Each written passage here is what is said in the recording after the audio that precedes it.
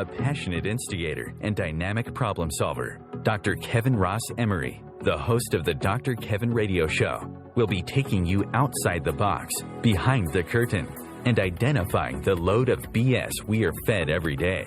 And now, Dr. Kevin. Hello, and welcome to the third Thursday of the month. And we all know that the third Thursday of the month is what? Planetary Influences with Rob Stewart from InnerCenterAstrology.com. And this is the one show a month where we look up to the skies and we see what kind of shitstorm is headed our way. We also look to see what opportunities that we may be able to better take advantage of. On this show every month, I like to remind people, astrology, psychic, doctor, lawyer, Indian chief. Don't give your power away ever to anyone. But gather all the information you can. And whether it is through your psychotherapist or your psychic, take that information and use it with which to make better decisions. And that's why we call this planetary influences. It's how the planets are going to be influencing. What's the weather going to be like astrologically? That tells you when it may be a good time to put on your energetic raincoat or get your energetic snow shovel out. Only usually it's not snow you're shoveling. Or sometimes it's like, this is a great time to do something or to address something or to just be in some space because the universe will be supporting you. So that's why we do it. And once a month, Rob Stewart from InnerCenterAstrology.com comes, shares what's in the skies, we talk about it, but we always invite you, our listener, to participate. You can participate by calling in at 202-570-7057. That's 202-570-7057. And you can ask us questions about your chart. And if you don't have a chart, or you've got a chart you got online, there are places you can go and print it up.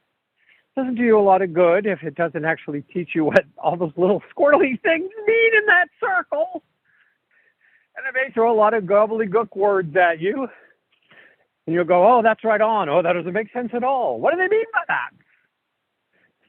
Then I would recommend that you think about going to InnerCenteredAstrology.com, have Rob do a chart, listen every month, call in with questions, and see how the weather is going to be affecting you. Think of your astrology chart by saying, it's kind of like living in the United States. And you might be having fabulous weather in New England and crappy weather in the Midwest.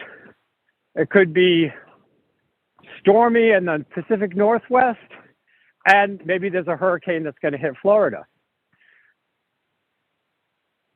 Your astrology chart has different areas of your life where you're going to be impacted by these things. So as we talk about what's coming up this month, what the planets are doing that are kind of actively doing this month, if you have your astrology chart and you understand it enough, you can say, oh, in my house of Florida, I'm going to have a hurricane. But in my house of New England, it's going to be a pretty nice time because we are different people in different areas of our life, or they function in different ways.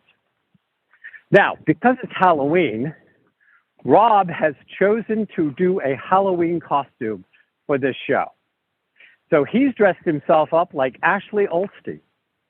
And so she's going to say she's Ashley. She's going to sound like she's Ashley. And for those of you who heard Ashley's interview, not in the too distant past, you're going to think it's Ashley, but it's actually Rob in drag for Halloween.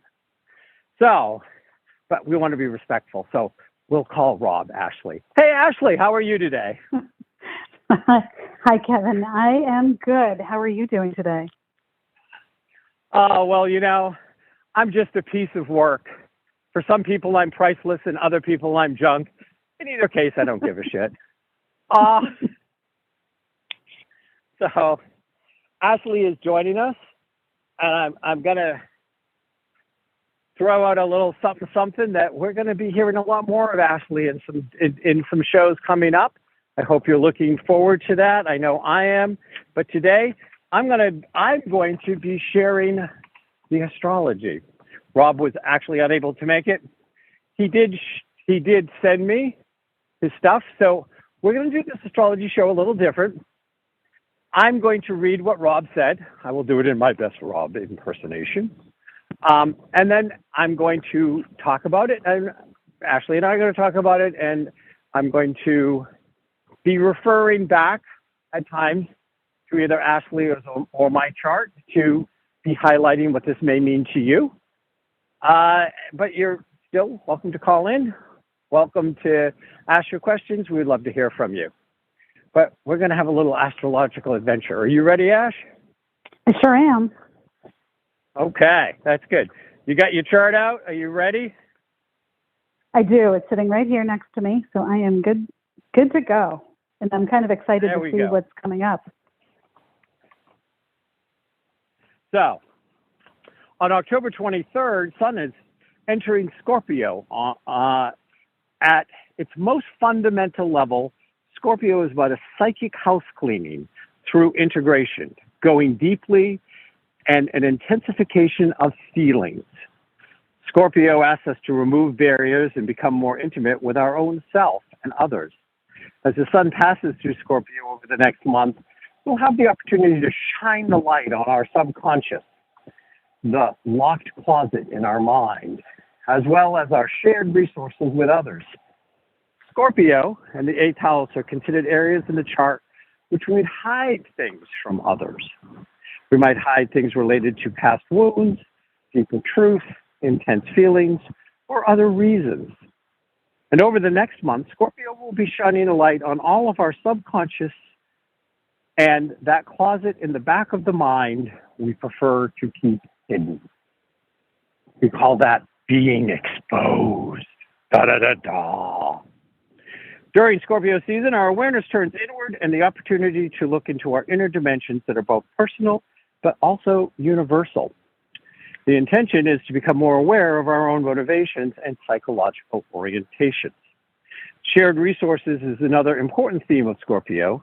Shared resources with others can include such things as money, shared bank accounts, but also sexual intimacy. In both situations, the energy is shared and not owned by a single person, which can invoke subconscious tendencies for control or manipulation. And with the Sun in Scorpio, this is a great time to look into any of those dynamics that might be occurring in one's life. Scorpio season thrives with honesty, and honesty often requires a bit of courage. That's the path over the next month. It's time to realign one's personality with its roots in the unconscious mind. Bonds in relationship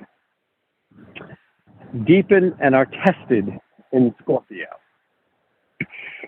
So we're in the time of a Scorpio Sun.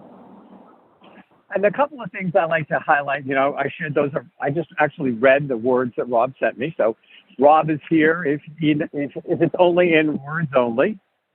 And so I'm going to I want to add a couple of things that I would normally add. So Scorpio is a water sign. It's fixed water. So there's a lot of emotions. And if you think about it, you only see when frozen water, like an iceberg. It can just look like a little tiny thing at the top. And it can sink the Titanic. Because there's layer after layer, depth after depth. One of those for you who have Scorpios that are in your life, and that's either a Sun Scorpio or somebody who has a lot of Scorpion energy. Remember, in astrology, you can have a Sun in Scorpio, or you can have any of your planets in Scorpio. You can have your rising sign in Scorpio. And depending on how much and where it's located, even if your sun is somewhere else, you might have a lot of Scorpion energy. And so when the sun is in Scorpio, that energy all comes up. Now, with that, keep in mind, oftentimes in wherever your Scorpion energy is, that's a place where you may even have things hidden from yourself. Rob talked about things being hidden, but I want you to be aware that this is being also stuff being hidden to yourself. A lot of times a Scorpio will not realize they're upset about something until it blurts out of their own mouth. And then it can come with the fury of hellfire because it's been building up, but it was all done in the subconscious level. And so it's very important for you with lots of Scorpio energies to consciously check in and see what could be hanging out that's getting ready to come out with the fury of hell, sometimes towards an undeserving person. So I'm going to stop there for a second. Ashley, questions, comments, thoughts that you would like to ask? Well, I'm just kind of taking it all in and thinking about the people that are in my life. I don't think, my recollection, I have a whole lot of Scorpio energy, but I think there's some around me. However, it feels like it's going to be kind of a bumpy experience, shadow work, looking at some of the deeper stuff that most of us don't want to look at. So that sounds like a lot of fun. So now, Ashley, we're gonna be kind of for people to look at this and get some better critical thinking skills from an astrological perspective. Your Scorpion energy starts in the second house. Now, Scorpio is 8th house energy, and the second and the 8th house are opposite. Okay. So your 8th house is about other people's money. Scorpio is about, second house is about your money. It's about your values, your daily routines, your material possessions. And so everything in the first 6 houses is I. Everything in the last 6 houses is we. So you have the house, so you have the energy of we in the I. Does that make any sense when I say that? Yeah, it actually does. So, guys, take out your chart, see where Scorpio hits you, because the sun's going to be there, and it does this once a year. But if you can kind of start to think it's going to happen every year, then you can be looking at that's an area that's going to have more energy. The sun is there. The sun is the biggest ball of energy we experience in the sky. It's not the biggest ball of energy, but it's the biggest ball of energy in our sky. So this is where the energies are going to be. So like with Ashley, it starts in her second house, and it's on the cusp of her third house. And that's about communication, the mind, thinking. It's about, social activities, interests. It's, so the first part of Scorpio is going to be highlighting things about her own values, her own possessions, her own daily routines, her own habits, her work ethic. These are going to be things that the first half of Scorpio, the first half of the period of Scorpio, not half because it's not split just in half. Right. But then it's going to be moving you into how you want to communicate and what your interests are and how you're thinking and, all the intellectual stuff. So this is what, when I say you should take your chart out and you should look at it, that I'm looking for these things of, again, where is it going to hit? And how is it going to be affecting you? Now, you also, interestingly, you have Jupiter in Scorpio. So for my listeners, if you have your chart out, if you have something in Scorpio, when the sun goes yeah. over it, it's going to highlight a lot of stuff.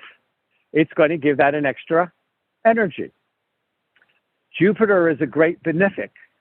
It's about larger values, society society values, how you perceive those kind of values and beauty in the world versus your own home. But it's a greater benefic. Sometimes Jupiter is called the lucky planet. It's when something may more likely go your way, open up. Like with Jupiter behind you, it's woo woo. So it's crossing in your second house. And so it's going to go right over your Jupiter in your house of money and say it's quite possible during the days that it's really passing. We're talking 10 days before, 10 days after, with the height being the middle 2 days on each side.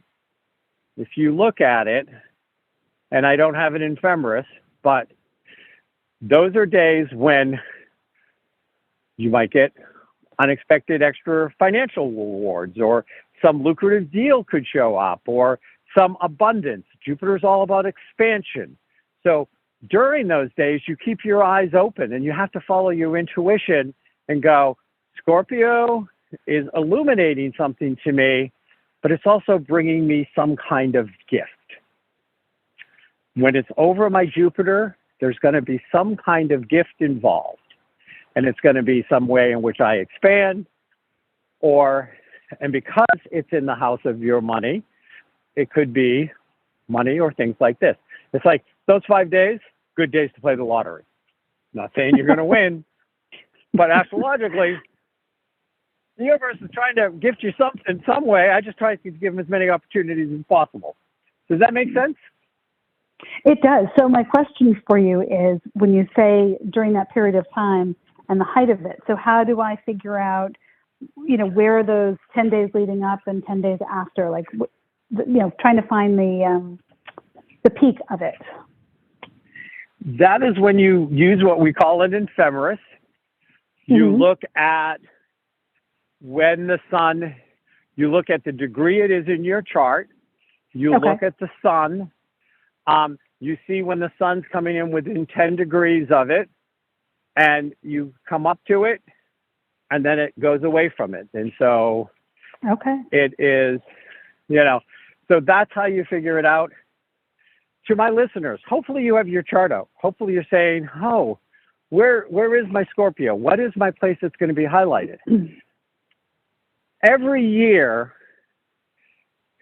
there'll be a slight variation of days, but every year, this is a good time for somebody with Ashley's chart to, make an investment, start a business, or take some kind of risk or an opportunity to stretch a comfort zone or to do something. And it's going to happen every year, depending on what else is going on. Some years it can show up very great benefic, very beneficial. Other years it could be being compromised if it's maybe fighting with another planet. Gotcha. So with that said, for me, I have Scorpio rising. It's going to spend most of the time in my 12th house illuminating stuff for me. It's going to hit a couple planets. I'm not going to go into the depth I went with Ashley at all, but it just hits me differently this time of year. And there are different things I look at and different things that I know to be aware of to either take advantage of or avoid. Now, this sun is going to come in, and it's going to be square Pluto and conjunct Mercury when it enters. I'm going to take a second and read what Rob wrote. Then I'm going to apply it back to Ashley's chart and see if Ashley's got questions. Sound good, Ash? Yeah, sure does. Okay. So this is a time when conversation might be more deep, intense, and parting veils. Be mindful of speaking with a forked tongue during this time because could be some power struggles with others, arguments. With the Sun square Pluto, a powerful force is met with a powerful force. And likely our subconscious, Pluto, is playing a role. It's a great time to do deep dive shadow work around what is triggering us. So Pluto is a planet of transformation. And a square, when we look at a square, it's actually, I always look at a square as an aspect in a way in which we're fighting within ourselves. If it's in opposition, we're fighting with the world or fighting with somebody else. With a square, it's more like we're fighting with ourselves. Now, this is conjunct Mercury. Mercury is the planet of communication. And so as you're looking at that, where you're fighting with yourself, I look and go, well, Pluto, as it is squaring it, is in Capricorn. And it's going to be squaring it right at the beginning, which is going to be in Ashley's fourth house. Fourth house, home, roots, family, self-care, emotions, foundations, mother, children, women, femininity. You're going to be, as the sun is entering on the 23rd, you're going to have struggles with those areas around home, around the role that you play. It can be struggles as a mother, but more likely it's struggles with your mother or something that maybe your mother intentionally or unintentionally gave you, which gets very triggered right now. Okay. And it's under the thing. It's down at the bottom of the chart. It is definitely that energy is going to come up. And with it being conjunct Mercury, it means Mercury is squaring that Pluto too. So you're going to be struggling to try to find the language that it's going to express what you want to express. Now, everybody, if you called in and said, well, this is where my Scorpio is, and this is what planets it's going to hit, I could be doing for you exactly what I'm doing for Ash right now. I'm just trying to show you the power of astrology, that there is layer after layer that you can go down when you do these things. Ashley, any questions? Does that make sense? Do you have any questions, thoughts? It makes sense. However, I'm looking at the chart and I'm just trying to find in the fourth house. You said that I had, was it Mercury was at the bottom, and I'm just trying to see where that is. No. So Pluto is transiting your fourth house. Gotcha. Okay. I misheard the first part, so thank you. Okay. Yep. Yeah. You know, the sun, just like the sun is transiting your second into your third, Pluto, the planet of transformation, is right in your fourth house, and your psychological roots are all going through the great Pluto transformation right now. Okie doke. Which is somebody who is rethinking everything of who they are, where they came from, and who they, even who they want to be versus who they are because of where they came from that they no longer want to be. It's deep psychological self-work from your early life, your home, your family. When Pluto is down there, it is cleaning up your fourth house. Gotcha. I remember from last month that there was, during the eclipse and the new moon, it was all about trying to step into who you wanted to be and present yourself to the world for the next 6 months. And I feel like these things kind of go together. Maybe not planetarily, but psychologically. And that's one of the things to understand about astrology is because things move differently. Pluto is a very slow-moving planet. And when it's going through transformation, it's going through like one of those earth mover type of big, heavy machinery that's really digging stuff up and turning it over, and it just goes really slow and methodical and just like,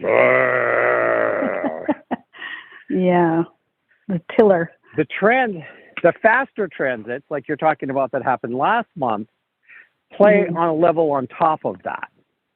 Okay. So you have both going on. So you're in this Pluto, and I don't have an ephemeris, and we've got other stuff we need to cover.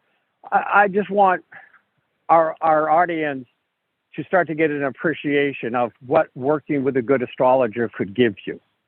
Yep. This kind of understanding. This is a transformational part of your life because it's a Pluto. Pluto's not quick. And in fact, I'm not sure of the degrees, and I would have to look it up, but Pluto could technically be there for the rest of your life. Like the whole rest of your life might be about psychological healing and understanding how you became who you are because of who you come from and whether you want to be that person or not. Because it's Pluto. Pluto moves very slowly and can be in one house or one sign for somebody's whole life. And then you have all of these faster and quicker players that come in and say, that's going to get particularly highlighted right now, and maybe a time for breakthrough. It might be a time like you can really make a breakthrough right now on this, but the Earth mover machine is going to keep moving. Okay. And probably because it's in Capricorn, which is an Earth sign, I keep using that analogy. We're going on break. When we come back, we're going to speed up. We do have several other aspects and stuff coming up. But I just wanted to give you kind of what a little deeper dive looks like. We're going to come back here with Ashley Olstein on The Dr. Kevin Show.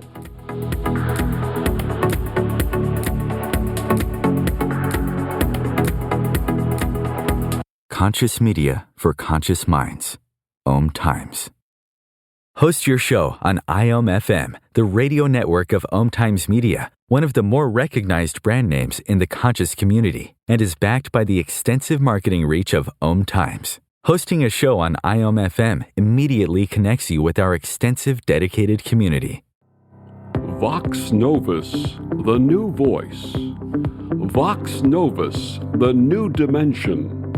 Vox Novus, thought and movement leaders who will share from their experience and offer tools to help us navigate our rapidly changing world.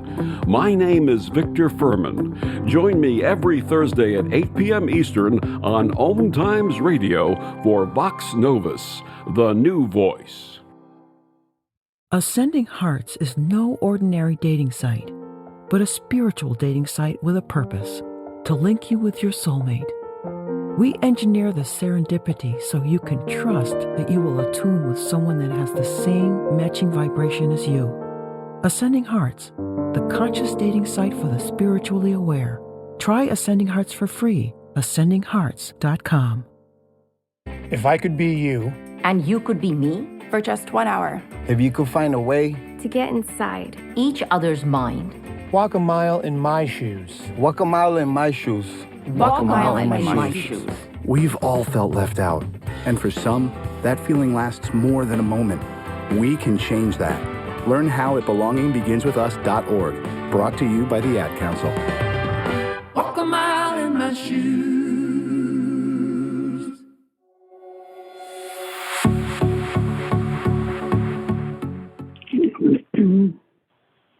Hello, and welcome back to the second half of the Dr. Kevin Show. I'm here this week in Planetary Influences with Rob's written word that I'm hashing out with today's co-host, Ashley Olstein. You're going to be hearing a lot more from Ashley coming up in the near future here on the Dr. Kevin Show. We're kind of using Ashley's chart to deepen some of like, what does this mean? So often people play in the astrology and go, but what does that mean? Or what does that mean to me? And so I've taken this opportunity to go a little deeper. Ash, has this been helpful? Do you think this kind of gives you some different perspective? Or am I just boring definitely. you? You're not boring me. I find it really fascinating, and there's so much depth to it that I wish that I had a better grasp on, but just got to keep digging at it. It's fascinating, and makes me think about being a little more cautious over the next few weeks about how I say things and not to have a forked tongue. A forked tongue, yeah. And so, and again, keep in mind, some of these planets move very fast. The moon changes signs every 2.5 days, which is not surprising. It's the planet of emotions. And where some things can be very slow moving and some things move at a medium pace. And as they dance together, something slow may hit something fast, and you may only feel the effect for a few hours. Other things, because they're both, slower, it's more of the grind, so to speak. And so on October 28th, the full moon, partial lunar eclipse in Taurus. A full moon is a time of releasing and letting go. The best approach for a full moon is to tune into whatever is happening. Bring quiet attention to the outer and inner worlds and allow your mind to be settled and clear. It is a great time to gain great insight. So, first of all, that full moon is in Taurus. And I want to make sure we have time to get through all of the aspects, so I'm not going to dive into that as I am the sun. Again, the moon moves every 2.5 days into a different sign. But, in Taurus, it's your emotions. Taurus rules the second house. We've been talking about second house stuff. Taurus, when stuff is in Taurus, it brings up second house stuff, which is money, possessions, financial security, how we look at it, how we think about it. The other thing is, for those of you who have been following us for a while, that if you look about 6 months ago in our show, we would have had a new moon in Taurus. And at that time, you would have been told, this is the time to plant, to start new things, to consider, new ways to maybe feel secure or to shift your routines or to get into a better rhythm, to, make shifts or changes in situations or with people if you don't feel like your value is being recognized, and to kind of go in and question your value set. And with the new moon, it's time to make changes. The full moon is now, okay, we're in the fullness of what you put your intention out 6 months ago. And this is one of those rhythms that I like people to actually try to follow. When we talk about this new moon, write down somewhere, if you're going to do the homework exercise, the new moon in this area, in this sign, and it's in this part of my life, is a place for me to initiate new things. And this is what I want to manifest. And the full moon will show up with what you actually manifested. And then that's a wonderful opportunity because you've been building to the manifestation. And then as the moon wanes, that manifestation either dies or goes out into the world and brings what you want. But the full moon, think about a full moon on a night, what does it do? It lights the sky up. It illuminates. So during this time of full moon, look back 6 months ago. Go listen to the show 6 months ago. Think about what was going on with you at that time and what were you doing around maybe creating a better home space or a sense of value or a sense of where you wanted to go or who you wanted to be in those areas of your life, those second house areas. I am going to say briefly, because I want to make sure we get to everything, having a full moon in Taurus for Ashley, her Taurus begins in the 8th house, which is right across from that second house. So we got that moon across all that Scorpio energy because the full moon is always in opposition to the sun. Mm-hmm. And so as you are shining a light on stuff, it's bringing up a lot of emotional crap. Great. And in your case, Ashley, it is going to be going right over. This moon is going to tick your Mars, your moon, and your Saturn, which is your energy out in the world, how you do emotionally, and what lessons are you here or in the process of learning. And it's all about death, rebirth, and that we part of stuff like connection. Mm-hmm. You know, 7th is the house of partnerships. And we think about it, a house of partnerships, and it can be love and intimacy, or it can just be friendships, but it's about partnerships and who you want to partner with. 8th house is who you want to get down and dirty with. Who will you go deep with? Who will you die and be reborn with? Because it is death and rebirth, which is just the cycle of life. All life is a series of death and rebirth. And so this area is going to get really triggered. I mean, triggered means a lot of energy is going to go into it. I'm going to read what else Rob said here for our listeners, but look where Taurus is. See if you have anything in Taurus. Know that this is going to extra apply to you because of your Taurus energy and where your Taurus energy is. In Taurus, this full moon focuses on your value system, your self-worth, and what brings you simplicity and safety. Taurus is about calming our nervous system and enjoying things that please the senses. Grounding yourself is a wonderful Taurus remedy, and so is being in nature, enjoying the senses. This full moon has a Mars-Mercury in Scorpio opposite Jupiter, and so there can be a lot of intensity, assertion, and communication, so be mindful of that. With Jupiter contacts, everything can be magnified or overdone. Now, besides the fact that in anybody's chart, this is going to be true. In your chart, it's the I-we axis. In somebody else's chart, it, might be your relationship with self versus your relationship with the world. Each, in astrology, everything is on an axis, an I-we axis. We can be another person, or we can be society, the world, things in general. It can be all of those things. In your case, you already have your Mars there, so it's going to be going over your own Mars. So it's going to be a hotbed. Take everything I just said and times it times 10. Hey, sounds like I should get a box of wine and go be by myself somewhere.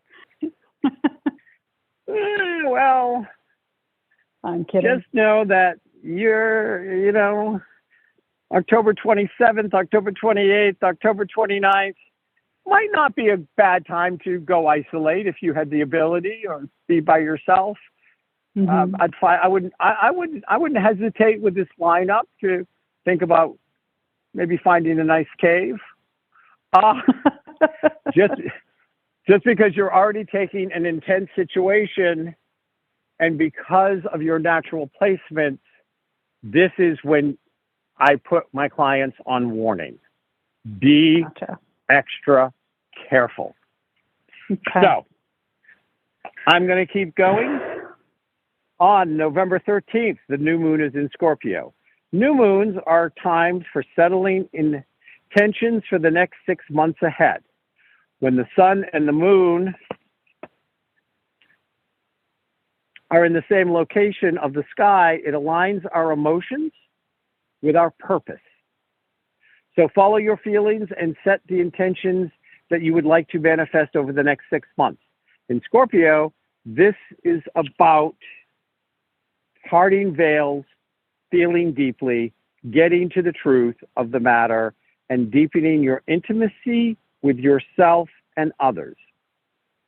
This new moon in Scorpio is within 2 degrees of transiting Mars.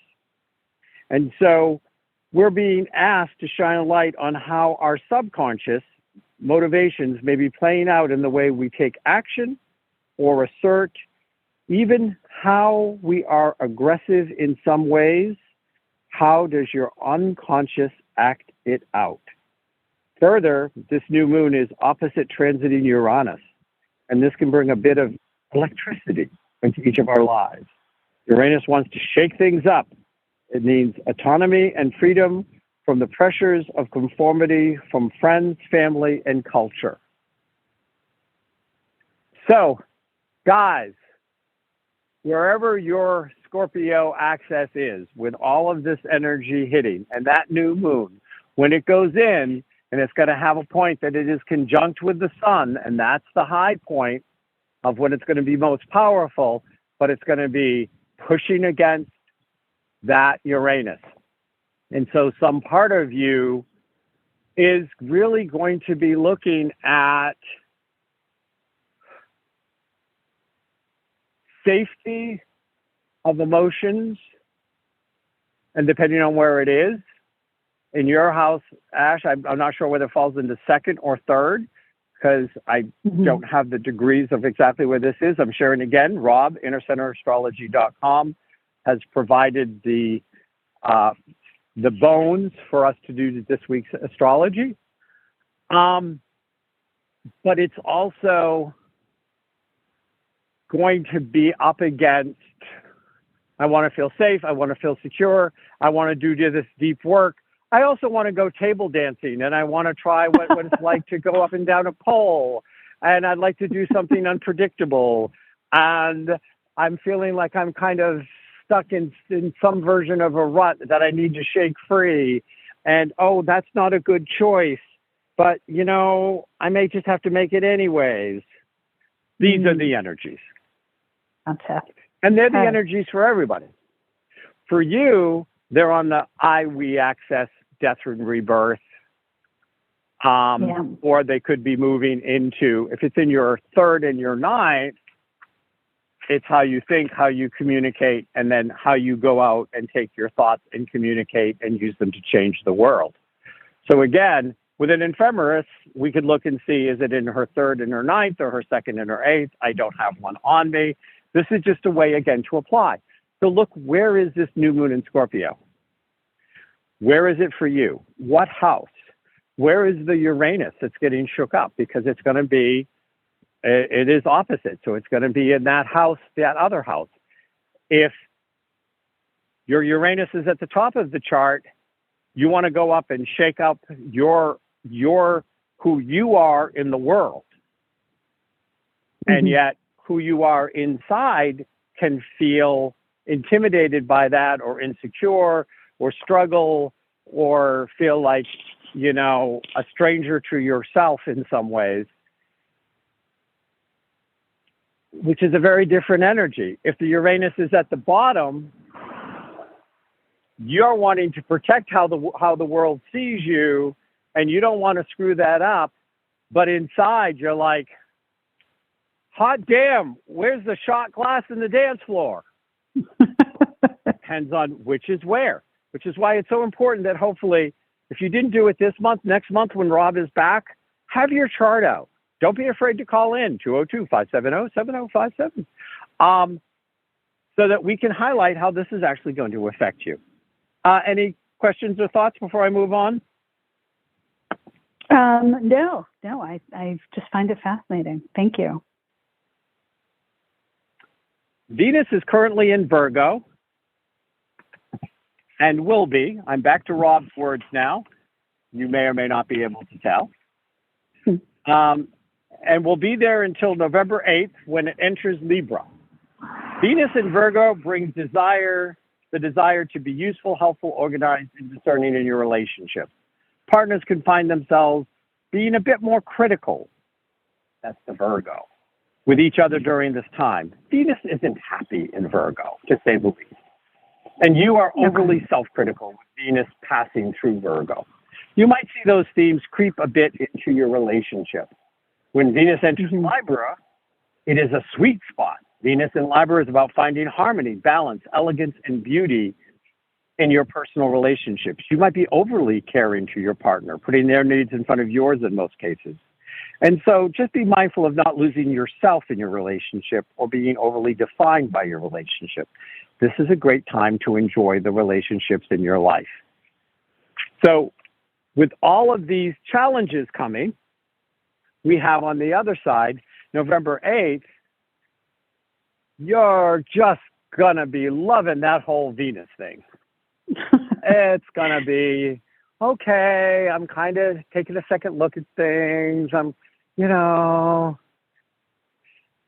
Maybe they're not always wrong. Maybe sometimes I'm wrong. Oh, maybe sometimes it doesn't make any difference who did what wrong. That was yesterday. Today's a new day.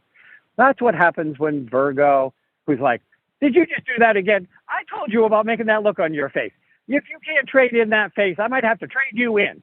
The next day you're like, I just love looking at your face. The pendulum swings. All right. The pendulum swings. And again, just to try to do a little bit of application here, I am going to I want to look at your chart for a second.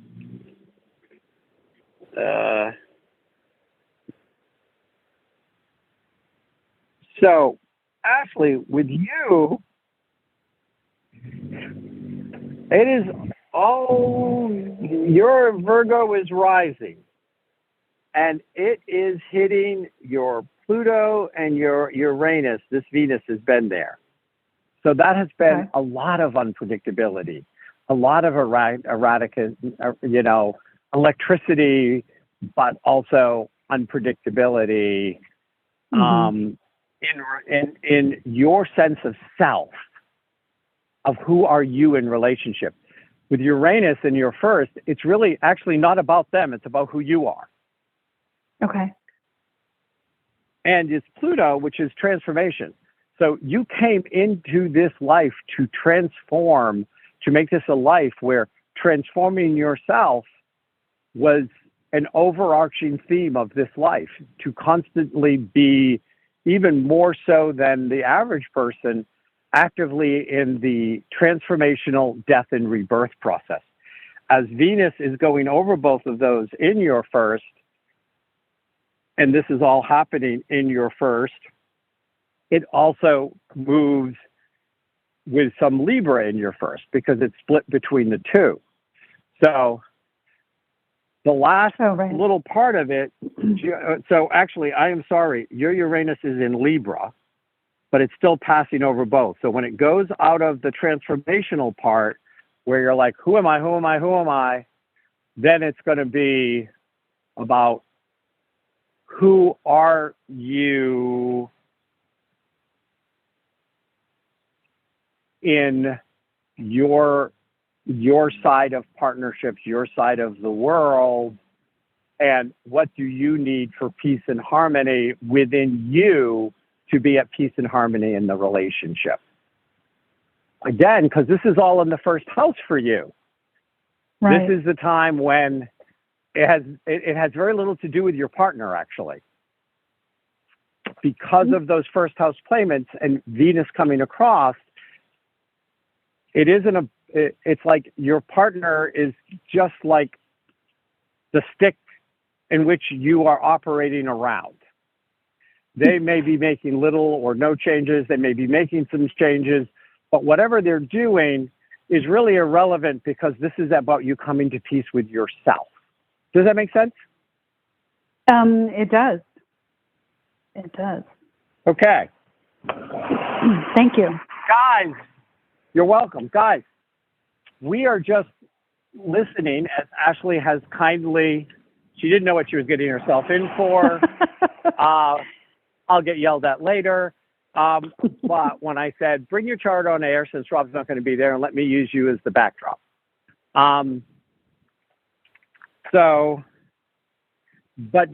But for everybody out there, please keep this in mind.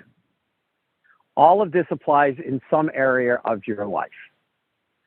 And these energies are around whether you want to embrace them or not. They're not going to go away. They're there. And it's one of those things where with the knowledge, you can make decisions that even if it's a tough aspect, it will be easier. If it's a good aspect, it can create more great opportunities or great feelings or great memories. You can ride on it. So either way, knowledge is power here. Okay. Mercury is currently in Libra and enters Scorpio on October 22nd. We talked about that was going to be that conjunction happening early on. We had already referred to it. And then moves into Sagittarius on November 10th. Mercury is another planet that moves very fast. So there's small windows of time where communication issues happen. Much of Libra and Scorpio themes have already been discussed. But when Mercury enters Scorpio on 10/22, conversations may get deeper. It's a wonderful time to dive into the depths of your subconscious and take a look at some of the old unhealthy patterns we may find ourselves doing. There is a saying that says, there are no monsters in the sea, only the ones in our minds. Mercury in Scorpio is a great time to shine a light into the closet in our mind and gain more clarity and integration while becoming less fearful of the dark. So this is what's going on. Okay. Go ahead. Hello? Oh, hello. Sorry, I didn't get the cue. Yeah, so I've been listening. And hi. Hi, Raina. Hi there. I'm good. How are you? Good. Dr. Kevin, you're talking about how these apply, and I'm just looking at my chart, and I question that came to me because my Scorpio and my Taurus, they span 3 different houses on each of their sides. So it's like the question I had is, do the energies vibrate the whole entire thread or of that sign, or is it just in like that degree? You see what I'm saying? Because when I look at my chart, I just feel like the vibration of it across 3 different houses. So when you have something going, every house in of itself breaks into many sections of the house that are called decadence. And there is an energy within itself. And so when that energy is passing through, it's going to be a layer of, it is affecting the overall house. But on top of affecting the overall house, it's going to affect that specific area in the house with that specific energy. When it changes the sign, that part of the house, it's still going to be in that general area. But that energy should be impacting it differently. Go ahead.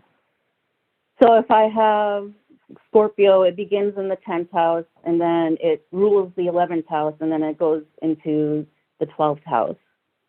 So it also okay. I heard that in reverse. I'm sorry.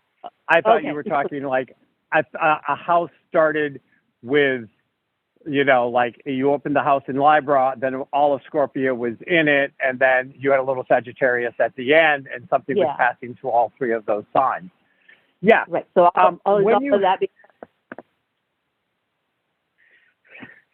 So it's going to intensify when that Scorpio energy hits.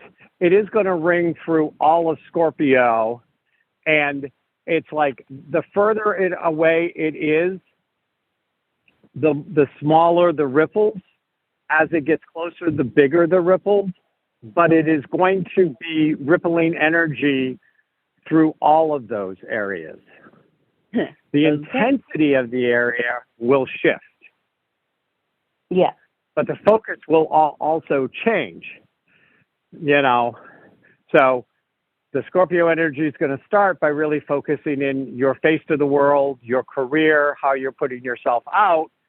And then you're going to find it's more about organizations, friendships, all the 11th house, your fears, your hopes, your wishes. And the business energy is going to be less of a focus. It will move into there. And then it's going to ask you to look at what is your subconscious feelings, both around the 10th and the 11th. Are there any things from past lives that are affecting these that are coming up to the surface? So it's going to be unconscious and subconscious, both being trying to illuminate. And in the case of it going through all the houses, I'm going to say it's trying to illuminate specifically the energies that Scorpio brought up. That is our time. Saturn does go direct in Pisces. That was our last thing. We didn't get to it fully. We'll pick that up next month. But November 4th, Saturn goes direct. That always means that the energy of Saturn is going to move forward. Raina, thank you for calling in. Ashley, thank you for coming in and co-hosting today's show. I hope you enjoyed it. Thank you. I sure did. Thank you so much.